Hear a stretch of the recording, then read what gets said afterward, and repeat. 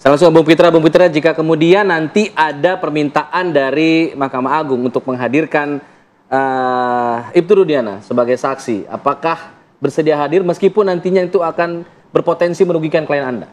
Oke, baik Bung Alfat. Saya ingin bicara dari perspektif hukum progresif ya, bahwasanya Ibtu Rudiana dahulunya sudah pernah dimintai keterangan baik di kepolisian maupun di Pengadilan Negeri Cirebon. Yang artinya Ibtu Rudiana bukanlah novum baru yang bisa dijadikan sebagai alat bukti baru oleh pemohon PK ini.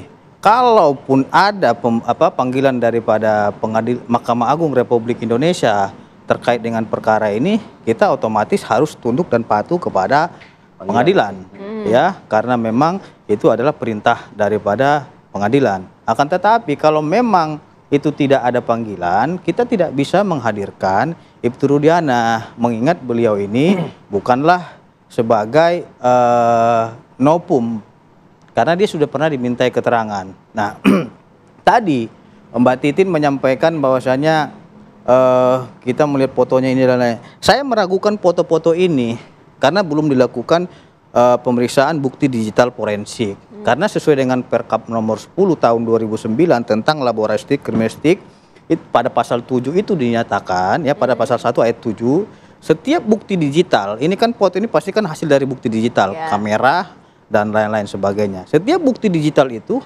untuk dapat dijadikan sebagai alat bukti yang sah, bunyi pasal itu harus terlebih dahulu diuji forensik. Apakah foto tersebut ada editing, ataukah dia foto itu mengubah metadatanya, atau dia mengubah keasliannya, sehingga itu baru dapat dikategorikan sebagai alat bukti yang sah. Nah, dan di dalam kasus ini juga yang bersangkutan kan menyatakan rekayasa dan hal lainnya. Ini sudah menjadi notorious. Artinya masyarakat sudah mengetahui ini, bahwasannya kasus ini adalah pembunuhan. Gitu loh. Pembunuhannya di mana? Sudah jelas daripada fakta-fakta yuridis dan fakta-fakta persidangan yang telah terungkap. Nah, kalau memang Mbak Titin berani itu mengatakan kecelakaan, saya tantang Mbak Titin untuk membuat surat pernyataan bahwasanya kasus tersebut adalah pernyataan. Dan saya akan berikan 10 juta kepada yang bersangkutan apabila dia berani membuat surat pernyataan hitam di atas putih dan dia posting di akun pribadinya. Saya berikan 10 juta kepada Mbak Titin yang menyatakan kasus Pina Cirebon itu adalah kecelakaan. Baik, tentu akan saya uji nantinya. Bu Titin, gitu baik. Loh. Bu Titin, ini tadi salah satu yang dikritisi Bang Pitra adalah foto yang tadi Bu Titin sempat juga sampaikan. Itu digitalnya bagaimana, Bu Titin? Keabsahannya, ya.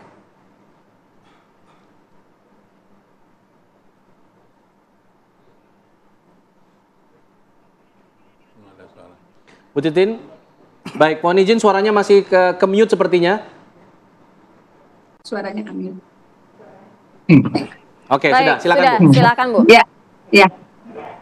Jadi kalau keabsahannya diragukan oleh Mas Pitra nggak ada masalah. Tetapi kan di persidangan PK, jaksa hanya menyatakan foto itu pernah dilampirkan dalam berkas persidangan sebelumnya. Makanya saya tantangin jaksa, mana berkas foto itu.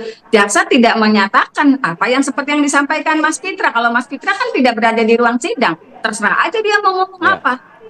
Toh hanya jaksa waktu dihadirkannya Profesor Muzakir. Saya menyampaikan foto Mbak Titin itu tidak dilakukan uji forensik. Bentar, Bang. Silakan Bu Titin. Ya, tetapi pada persidangan Profesor Muzakir ketika dihadirkan, jaksa juga menyatakan apakah apabila foto pernah dihadirkan tetapi ditampilkan dari dalam angle yang berbeda, ternyata kan dibenarkan oleh profesor sebagai ahli. Boleh, yang penting bisa memberikan keadaan baru. Kan disampaikannya begitu. Kalau Mas Pitra tidak apa yang disampaikan itu mah terserah kan.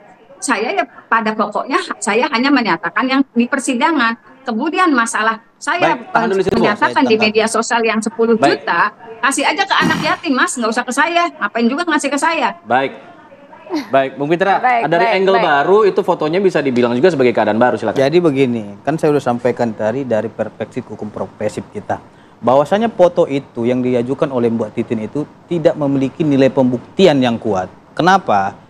Foto itu tidak ada yang pertama bukti digital forensiknya. Yang kedua, foto itu tidak ada hasil visumnya.